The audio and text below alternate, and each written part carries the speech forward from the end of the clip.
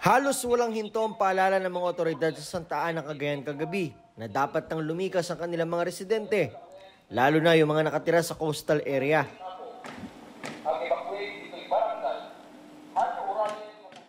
Anumang oras kasi daraan sa Santa Ana ang Super Typhoon Nando bago dumiretso sa Batanes area. Naabutan namin ang residenteng ito na naglalagay ng takip sa kanyang mga bintana.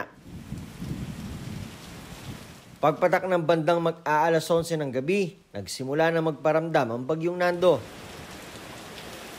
Sa tinutuluyan naming hotel sa Santa Ana, ramdam ang unti-unting paglakas ng bagyo. Nagsimula sa mahinang hangin at bahagyang ulan. Hanggang sa sumisipol na ang malakas na hangin.